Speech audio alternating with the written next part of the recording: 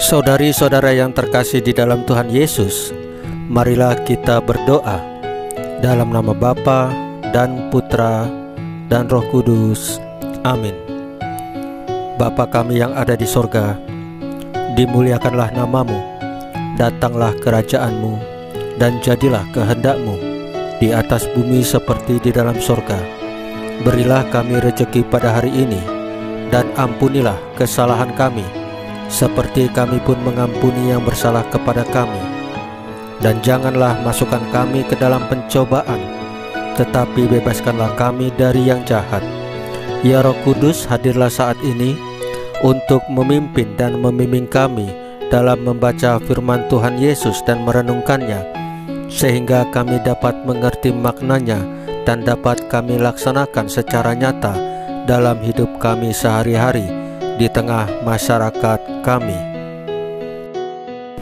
Pembacaan Injil Matius pasal 5 ayat 27 sampai dengan 32 dengan perikop Yesus mengajak kita berpikir jernih. Kamu telah mendengar firman, jangan berzina. Tetapi aku berkata kepadamu, setiap orang yang memandang perempuan serta menginginkannya sudah berzina dengan dia di dalam hatinya. Maka jika matamu yang kanan menyesatkan engkau, cungkilah dan buanglah itu, karena lebih baik bagimu jika satu dari anggota tubuhmu binasa daripada tubuhmu dengan utuh dicampakkan ke dalam neraka. Dan jika tanganmu yang kanan menyesatkan engkau, penggalah dan buanglah itu, karena lebih baik bagimu jika satu dari anggota tubuhmu binasa daripada tubuhmu dengan utuh masuk neraka. Telah difirmankan juga, siapa yang menceraikan istrinya harus memberi surat cerai kepadanya. Tetapi aku berkata kepadamu, setiap orang yang menceraikan istrinya kecuali karena zina, ia menjadikan istrinya berzina. Dan siapa yang kawin dengan perempuan yang diceraikan, ia berbuat zina. Demikianlah sabda Tuhan. Terpujilah Kristus. Saudari-saudara yang terkasih di dalam Tuhan Yesus, menjadi seorang Katolik tidak cukup hanya dengan berperilaku atau berbuat baik. Akan tetapi, kita harus mulai dari pikiran dan niat kita. Motivasi dan intensi dari apa yang kita lakukan mestilah sungguh-sungguh murni, sesuai martabat kita sebagai manusia Katolik.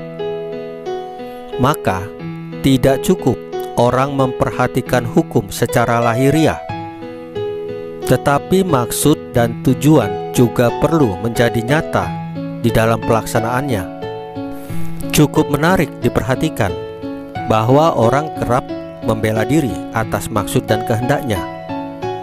Terhadap orang lain, orang kerap kali menilai dari sekedar yang tampak atau yang kelihatan, dan tidak menanyakan maksud dan kehendaknya. Yesus di dalam Injil hari ini mengajak kita untuk berpikir jernih. Dengan berpikiran jernih, kita bisa melahirkan tindakan-tindakan yang sesuai martabat kita sebagai makhluk yang secitra dengan Allah. Mata, telinga, tangan, kaki, pikiran, dan seluruh diri kita mesti terarah pada kebaikan, terarah pada kasih, dan terarah pada sukacita yang baik, baik itu di dalam hidup pribadi maupun hidup bersama. Dengan demikian, kita berpartisipasi atau mengambil bagian dalam misi Yesus untuk menghadirkan sukacita dan harapan bagi sesama kita. Saudari-saudara yang terkasih di dalam Tuhan Yesus, marilah kita berdoa. Tuhan, murnikanlah hati dan pikiran kami. Semoga kami mampu menggunakannya sesuai martabat kami sebagai ciptaan yang secitra denganmu. Jauhkanlah kami dari niat dan pikiran untuk mencelakakan orang lain. Salam Maria, penuh rahmat, Tuhan sertamu. Terpujilah engkau di antara wanita, dan terpujilah buah tubuhmu Yesus. Santa Maria Bunda Allah, doakanlah kami yang berdosa ini, sekarang dan waktu kami mati. Ya Tuhan Yesus, tambahkanlah iman kami hanya kepadamu saja, karena Engkau adalah Tuhan dan Juru Selamat kami satu-satunya, tidak ada yang lain. Dalam nama Bapa dan Putra dan Roh Kudus. Amin.